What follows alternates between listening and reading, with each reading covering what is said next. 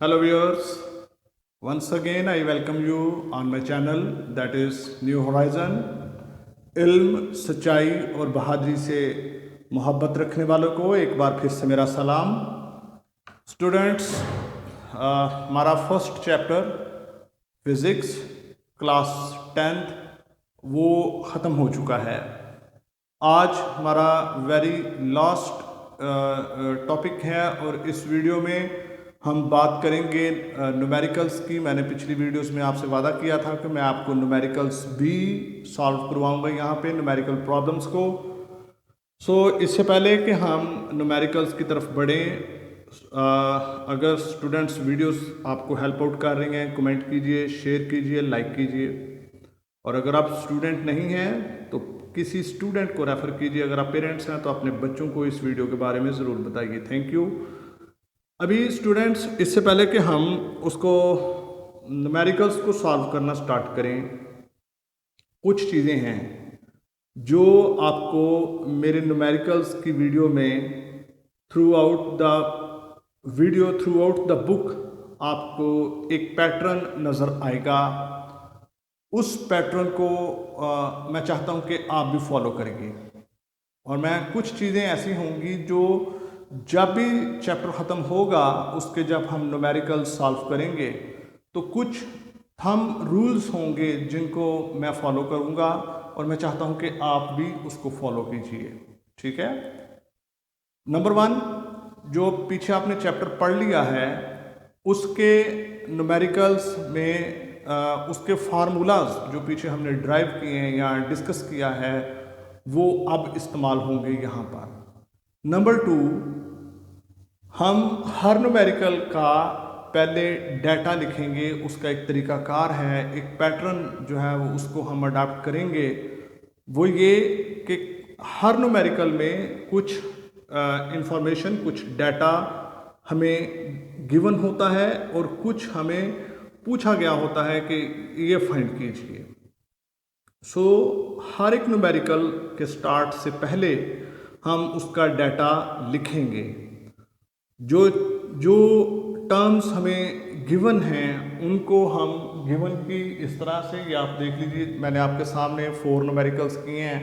4 के अंदर पैटर्न आपको यही नज़र आएगा। पहले आपने वो बातें, वो इंफॉर्मेशन जो न्यूमेरिकल प्रॉब्लम से रिलेटेड हमें गिवन है उसको हम पहले लिख लेते हैं इस तरह से।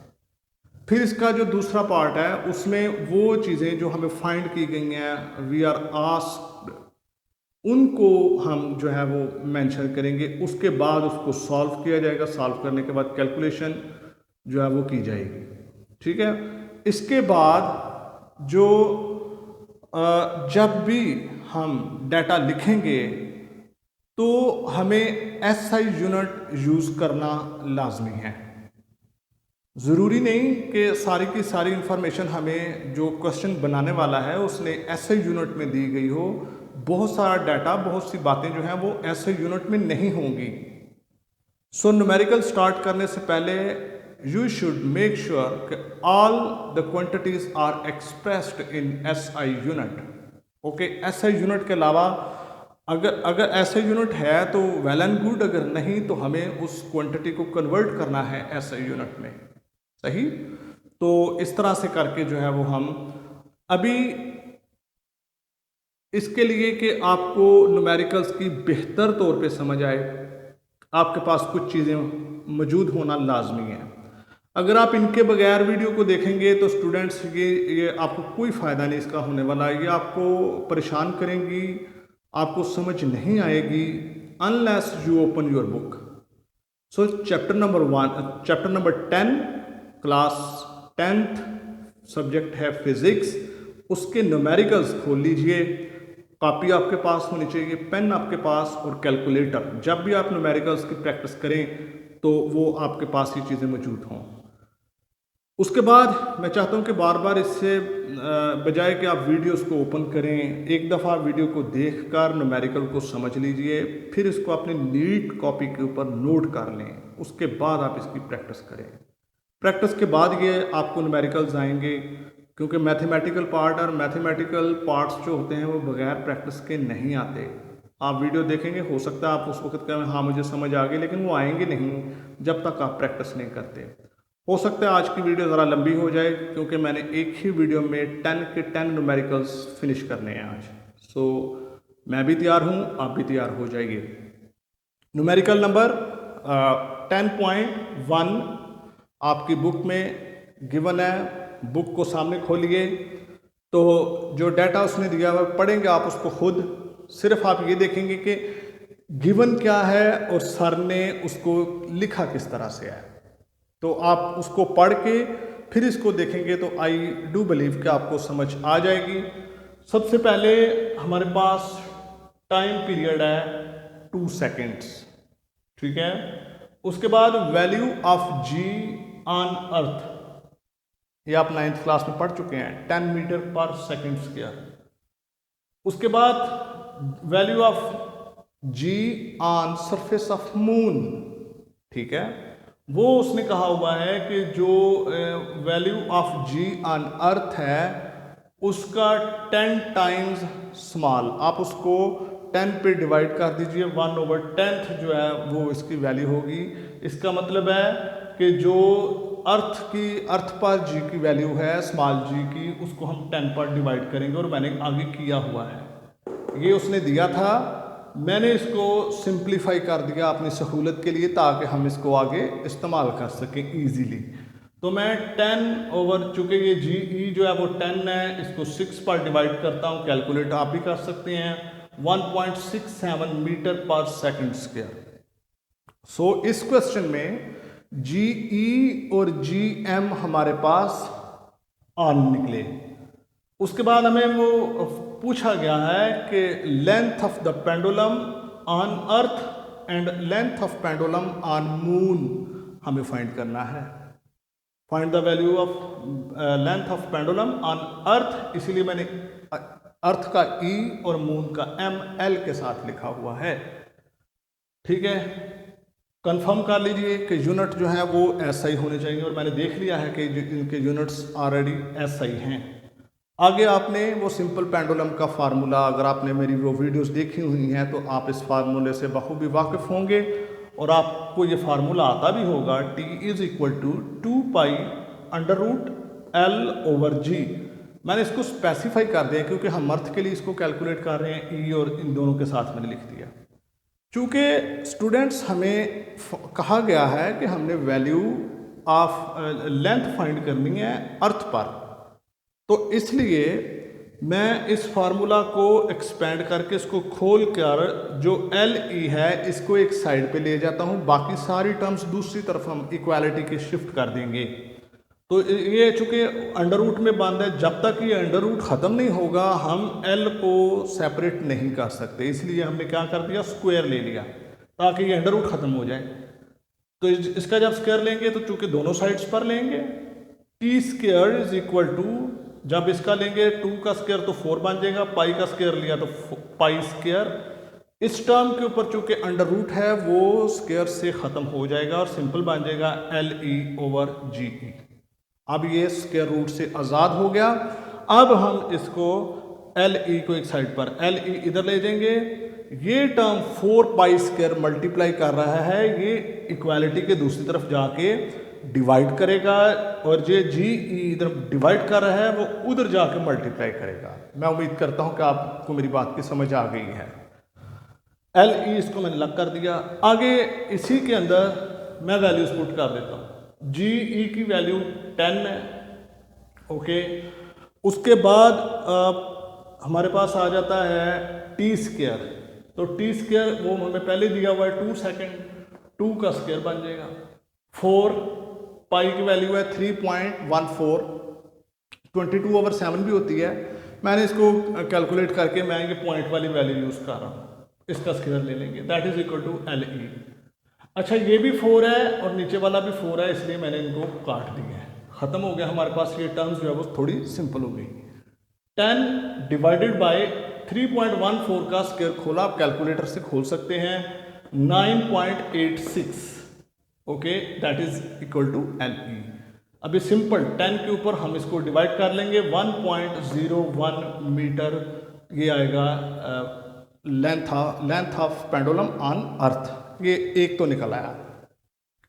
साथ में यहाँ पर यूनिट लिखना बहुत ज़रूरी है, चूँकि पीछे हमने एसआई यूनिट यूज़ किए हैं डाटा के, सो आंसर के साथ भी एसआई यूनिट ही आएगा।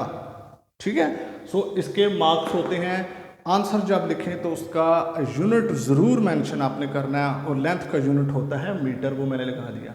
अभी लेंथ ऑफ पेंडुलम ऑन जो है वो हम मून के ऊपर जो है वो इसको फाइंड करने वाले हैं कि ये मून पर इसका जो है वो सीन क्या बनेगा। वही वाला फार्मूला, ये वाला इधर लिख दिया, लेकिन सिर्फ क्या कर दिया हमने, जो values on G, value on earth थी वो उसको रिमूव करके हमने वैल्यू ऑन मून जो है वो पुट कर दी।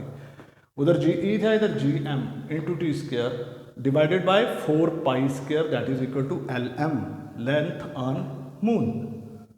वैल्यू ऑफ जी मून के ऊपर क्या होगी ये मैंने पहले ही निकाल रखा था स्टार्टिंग में, वो अब मैं भी यहाँ पे पुट कर लेता हूँ। टी की वैल्यू जो है वो कितनी है, वो 2 सेकंड है, वो दोनों के लिए एक ही यूज़ होना है। सो यहाँ पे टी 2 है तो 2 स्क्वायर आ जाएगा। नीचे फिर वही वाला 4 और पाई का, वही जिस तरह ऊपर हमने हल किया इसको, 4 इस 2 स्क्वायर से कटेगा 1.67 डिवाइडेड बाई इसका स्क्वायर खुलेगा ऊपर, कैलकुलेट 3.14 का स्क्वायर ले खुल जाएगा तो ये बन जाएगा 9.86। इसको हम डिवाइड कर देते हैं जब इसके ऊपर कैलकुलेटर के ऊपर, तो 0.169 metre, that is the length of pendulum on moon. Okay, data को राउंड ऑफ कर लेते हैं, चूंकि थर्ड टर्म जो है वो 5 से बड़ी है, सो सेकंड टर्म में हम 1 ऐड कर देते हैं। ये राउंड ऑफ करने का मेथड है इनका जो है डाटा को। 0.17 metre that is equal to length, ये है जी हमारी length of pendulum on surface of moon. मैं उम्मीद करता हूँ कि आपको मेरी बात की समझ आ गई। इस तरह से जो है वो हम इसको करते हैं। आगे हमारे पास स्टार्ट होता है न्यूमेरिकल नंबर 2, उसमें हमें दिया हुआ है लेंथ ऑफ पेंडुलम। आप बुक के ऊपर आप इसको रीड आउट कर सकते हैं, प्लीज़ करिए। मैंने खुद से कुछ भी नहीं लिखा, मैंने बुक से देख कर डाटा लिखा हुआ है। तो लेंथ ऑफ पेंडुलम जो है वो क्या, 0.99 मीटर्स, टाइम पीरियड है 4.9 सेकेंड्स, दोनों मीटर और सेकंड ऐसे यूनिट हो गए, ये हमें गिवन है। फाइंड हमने करना है value of ji on moon. ठीक है, value of ji on moon जो है वो हम फाइंड करेंगे। अभी जी ई जो है वो हमारे पास नहीं है, उसका तो हमें पता है ना कि वो कांस्टेंट टर्म है, दैट इज 10 मीटर पर सेकंड स्क्वायर। अब मून के ऊपर जी की वैल्यू जो है वो हमने फाइंड करनी है, फार्मूला वही यूज होगा, T is equal to 2 pi under root L over G M, ये हमने फाइंड करना है। फिर से मैंने आपको कहा, चूंकि जिस टर्म को फाइंड आउट करना है उसको एक साइड पर ले जाइए फार्मूला में, बाकी बाद में जाके वो हम वैल्यूज पुट करेंगे।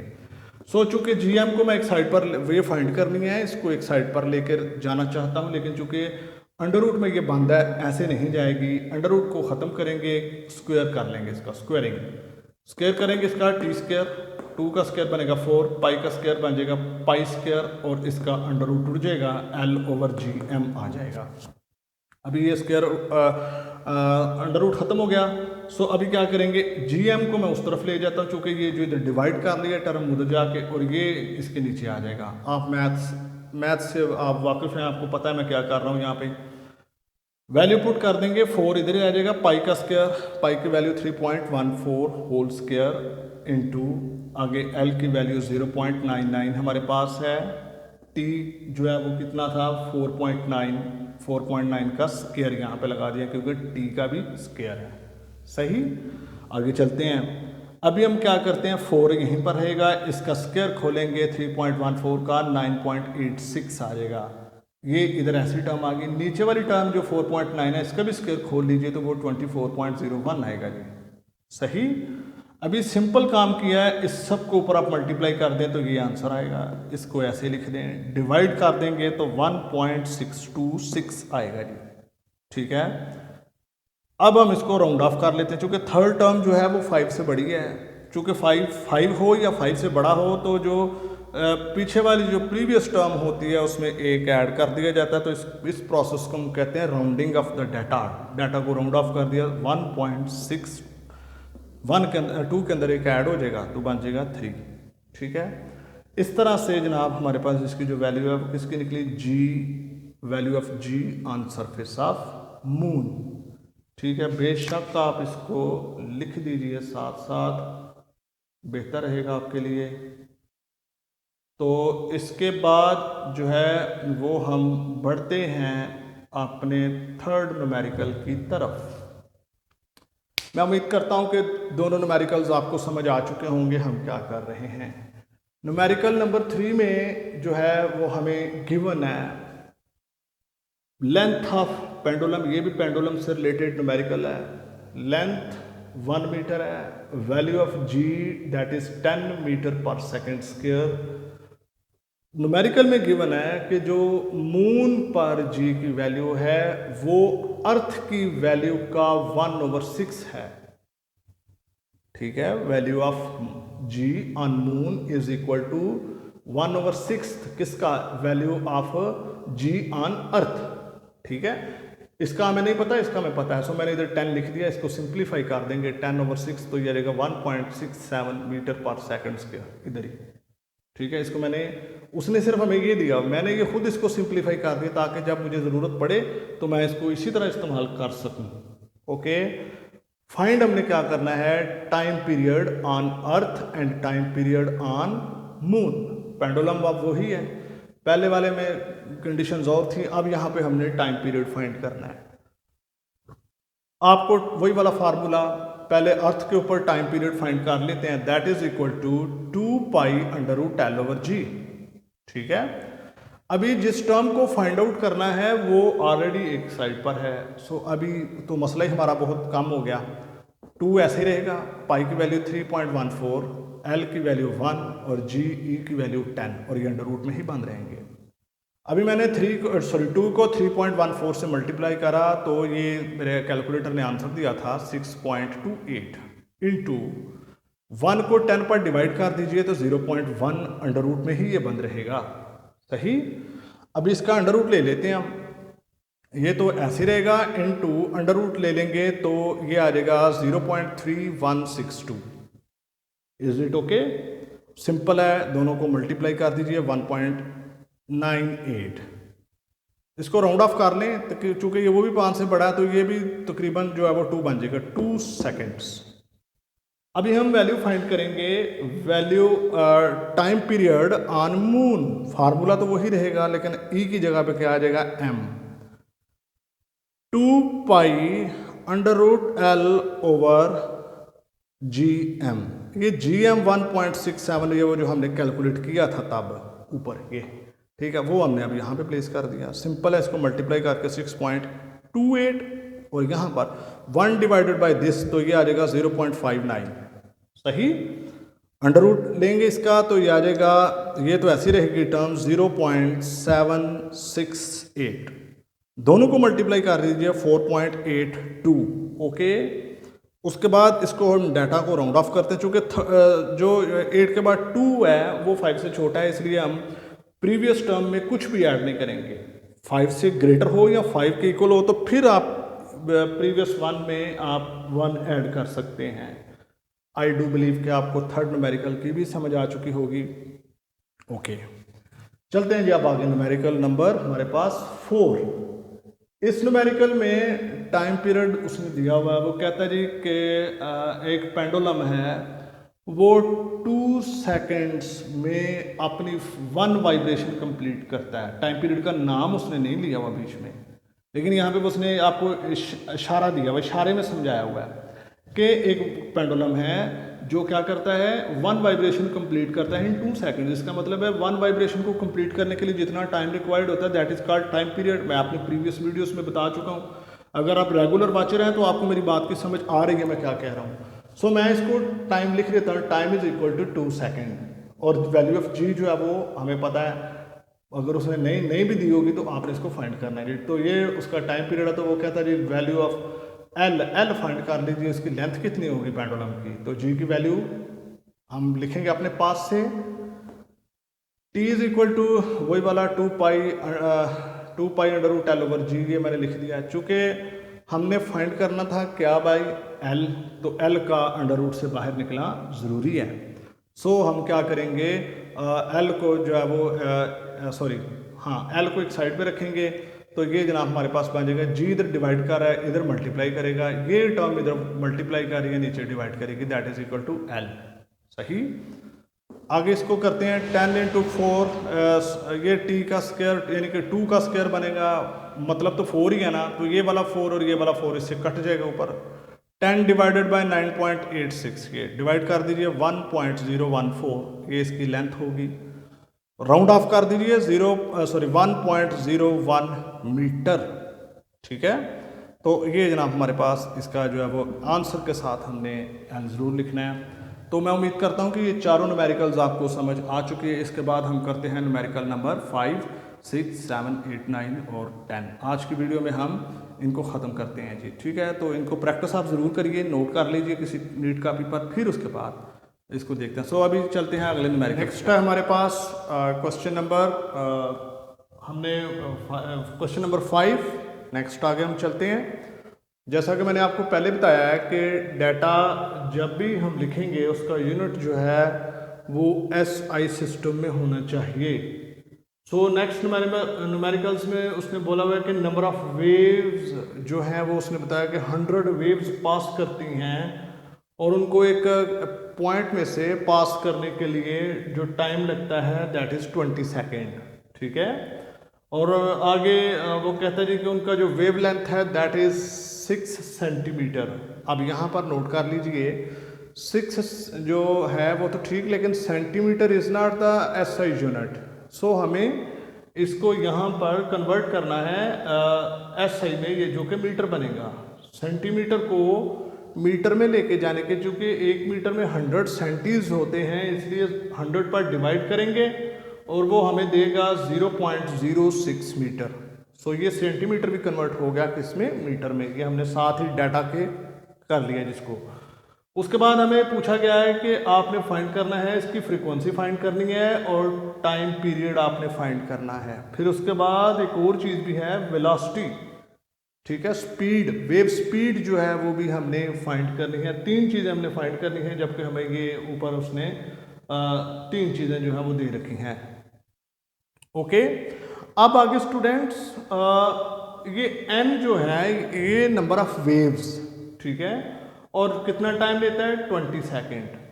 तो एक स्पेसिफिक पॉइंट पर से 1 सेकंड में जितनी वेव्स पास होती हैं वो उसकी फ्रीक्वेंसी कहलाता है। Number of waves passing through a point in 1 second is called frequency. So number of waves 100 है और टाइम लेता है 20 सेकंड, यानी कि 100 वेव्स के लिए 20 सेकंड चाहिए। अगर मैं एक वेव के लिए टाइम निकाल लूँ तो वो उसकी फ्रीक्वेंसी कहलाएगा। ठीक है, इसलिए हमने इसको लिख दिया है कि ये जो फ्रीक्वेंसी होगी that is equal to n over ये number of waves divided by total time. ये तो एक 100 वेव के लिए 20 सेकंड चाहिए, तो एक वेव के लिए जब इसको हम डिवाइड करते हैं तो वो हमारे पास आएगा 5 हर्ट्ज, वही इसकी फ्रीक्वेंसी है। ठीक है, सो पहला तो हमारे पास ये निकले। आप ये सोच रहे होंगे कि ये वाला फार्मूला तो आपने पिछली वीडियोस में नहीं बताया था। सो यहाँ पे कॉमन सेंस है जी, फार्मूला हर चीज़ फार्मूले से नहीं भाई। ठीक है, आगे चलते हैं। फिर उसने हमें पूछा हुआ है टाइम पीरियड भी फाइंड कीजिए। तो टाइम पीरियड का वही relation 1 over reciprocal of frequency, हम इसको कर लेते हैं 1/5 डिवाइड करके 0.2 सेकेंड्स जो है वो इसका टाइम पीरियड निकल आएगा। 2 जो है वो हमारे पास चीज़ें निकल आई। आगे आ जाता है जी वेवलेंथ फाइंड करना है। वेवलेंथ का हमने जो फार्मूला लास्ट टाइम डिस्कस किया था that was v is equal to F lambda. ठीक है, सो हम यहाँ पर जो वो नहीं फाइंड करना, हमने यहाँ पे वेलोसिटी फाइंड करनी है। मैं भूल गया हूँ, लैम्डा नहीं फाइंड करना हमने, तो वही सीधा सीधा फिर फार्मूला लगेगा v is equal to F lambda 5 into 0.06। Lambda की वैल्यू वो फ्रीक्वेंसी जो हमने पहले फाइंड की है वो 5 हर्ट्ज, तो यह आ जाएगा 0.3 मीटर पर सेकेंड। ये इसकी वेव स्पीड जो होगी वो इस तरह से होगी। नेक्स्ट आगे हमारे पास है न्यूमेरिकल नंबर 10.6। इसमें जो हमें दिया गया है, अगर आप सोच रहे होंगे कि ये सर कैसे पता चलता है कि किसको फ्रीक्वेंसी कहना है और किसको टाइम कहना है, भाई एंड पर यूनिट्स लिखे होते हैं, हर्ट्ज। हर्ट्स जो है H G that is the unit of frequency.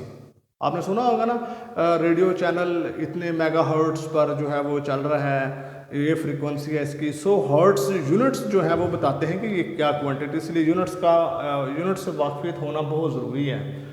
12 hertz जो होंगे दैट इज़ फ्रीक्वेंसी। 3 सेंटीमीटर, फिर दोबारा से इसने कहा वेवलेंथ बीच में दिया गया आपको इस न्यूमेरिकल में। बुक खोलिए प्लीज़, बुक सामने ज़रूर रखिए वरना आपको नहीं समझ आएगी ये कहाँ से आया हुआ है, क्या चीज़ गिवन है, हमने उसको क्या लिखा है। या आप बुक सामने रखेंगे तो ही आपको इनकी समझ आएगी। मैं आपको बार बार कह रहा हूँ वरना आपके लिए यूजलेस है सारी चीज़ें। तो lambda is equal to 3 centimetre. दोबारा से इसको हम मीटर में कन्वर्ट करेंगे, 3 divided by 100 that is 0.03 metres. ठीक है, इसको हमने कन्वर्ट कर दिया। इसमें फाइंड क्या करना है हमने, वेलोसिटी, वेव स्पीड जो है वो हमने फाइंड करनी है। तो इसका फार्मूला वही वाला v is equal to F lambda, वही वैल्यू पुट करेंगे, simple 0.36 metre per second. Simple सा न्यूमेरिकल था, कोई इसमें लंबी चौड़ी बात नहीं है। नेक्स्ट आगे चलती है, अब मैं इधर हो जाता हूँ। न्यूमेरिकल नंबर 10.7, इसमें भी फ्रीक्वेंसी गिवन है, हर्ट्स बता रहा है। जब आप वर्डिंग पढ़ेंगे हर्ट्स जो है वो बताएगा कि दैट इज़ इसकी फ्रीक्वेंसी। डिस्टेंस उसने बोला भाई, ये जनाब वो डिश का इसमें जिक्र किया उसने, ठीक है, दैट इज़ 90 मीटर। ये डिश नहीं है मेरे ख्याल में, वो रिपल टैंक वाला होगा, हाँ जी। Time is equal to 0.5 second, ये उसने दिया जी कि उसको इस पूरा टाइम, यहाँ पर टाइम पीरियड नहीं है, याद रखें। फ्रीक्वेंसी वो उसने वुडन बोला हुआ और उसकी वाइब्रेटर है उसने कहा हुआ है, तो इसकी ये जो है वो इस तरह का देगा सीन। आगे टाइम जो है वो 0.5 सेकेंड्स, ये टाइम पीरियड नहीं, ये वेव को पास होने के लिए स्पेसिफिक एरिया में से जितना टाइम चाहिए ये उसकी बात हो रही है, इसलिए मैंने स्मॉल टी लिखा है।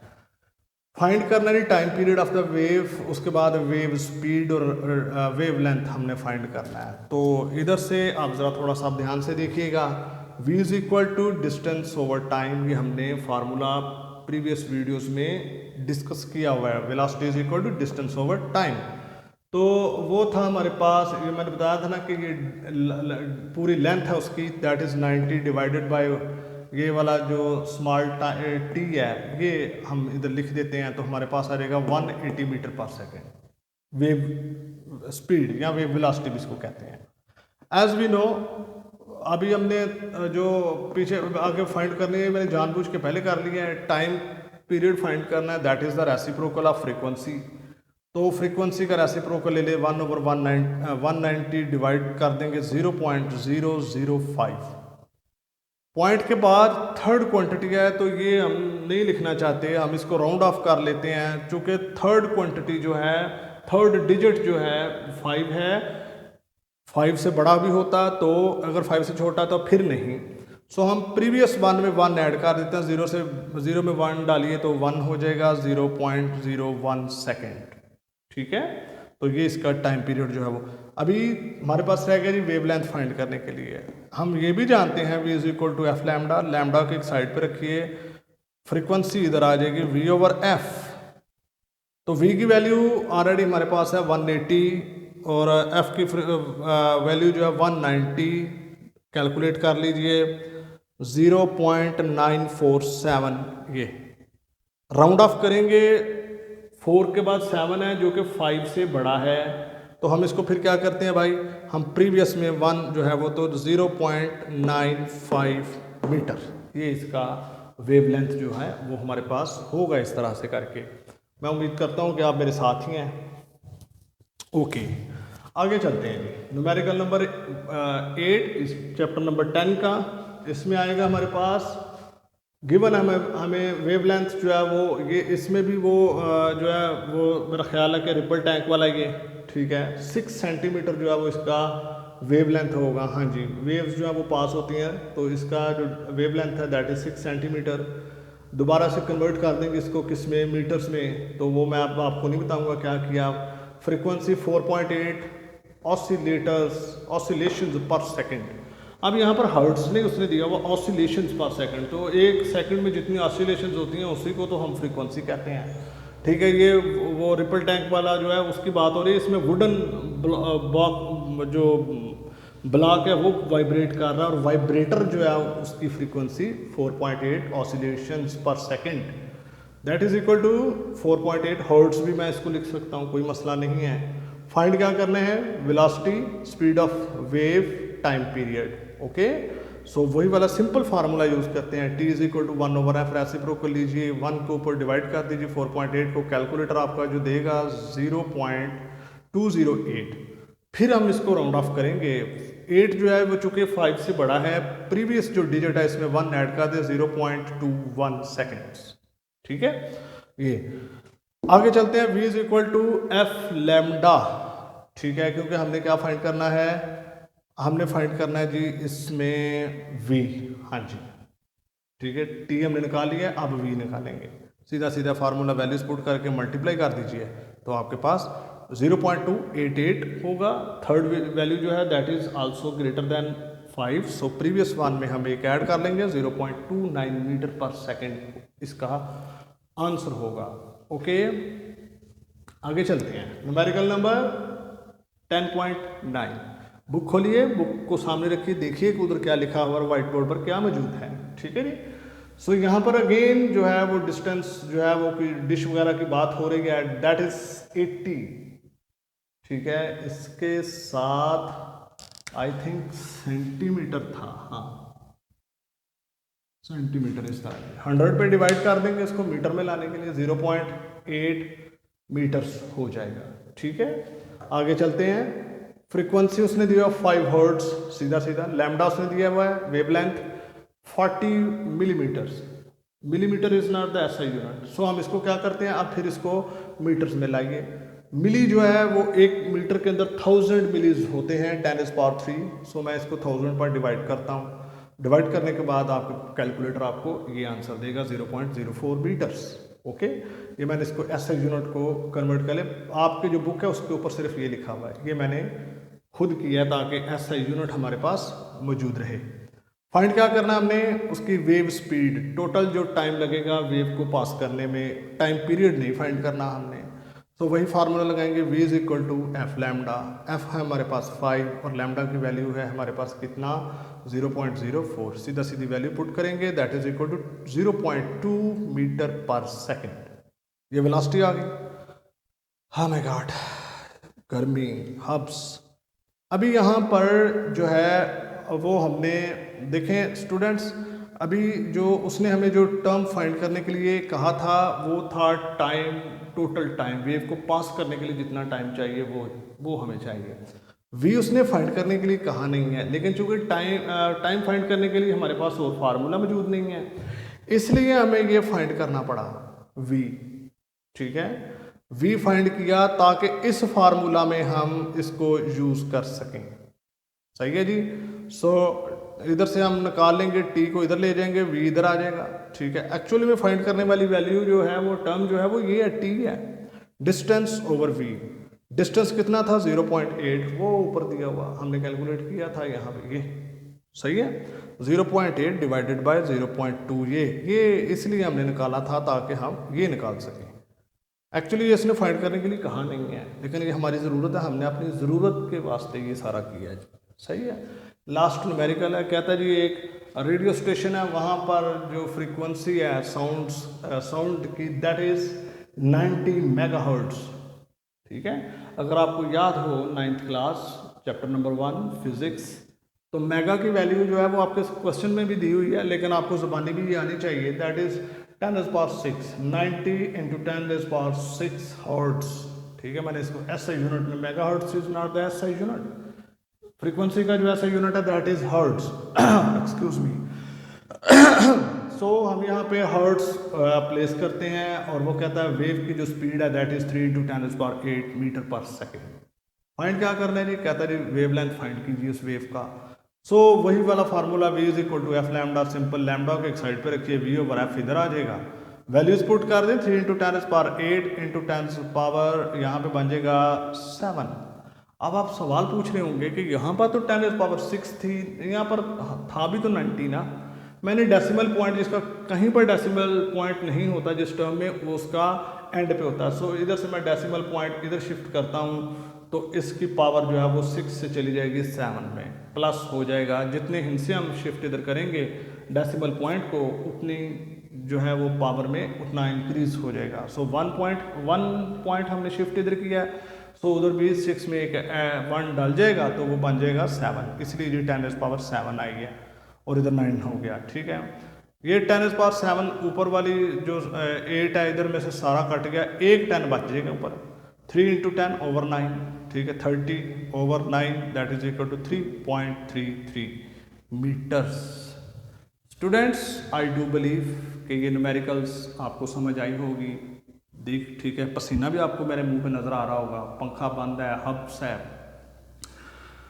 माय गॉड, जुलाई, मिड जुलाई का सीज़न चल रहा है। ठीक है, तो न्यूमेरिकल्स आपको कैसे लगे, समझ आई है या नहीं आई?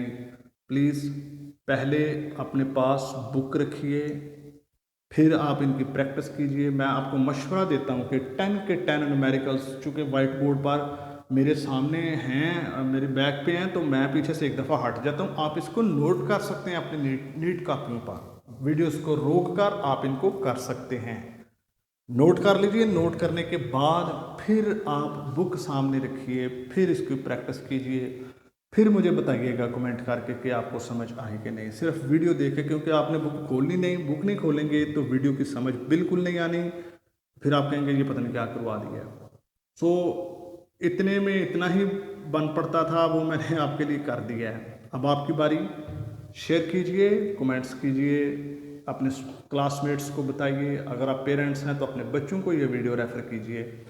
मैं अभी भी इरादा किए हुए हूँ कि मैं अपने चैनल पर अभी जो है वो full book of physics and chemistry 9th और 10th क्लासेस दोनों के लेक्चर्स मैं अपलोड कर रहा हूँ और करता रहूँगा till the end of the book. ठीक है, आज हमारा चैप्टर नंबर 10 यानी कि बुक का फर्स्ट चैप्टर कंप्लीट हो गया है। इसके बाद जो है वो हम आगे नेक्स्ट चैप्टर को स्टार्ट करेंगे। मैं उम्मीद करता हूँ कि ये वीडियोस आपको हेल्प आउट कर रहे हैं। Thank you for watching, keep studying, keep marching, may God bless you.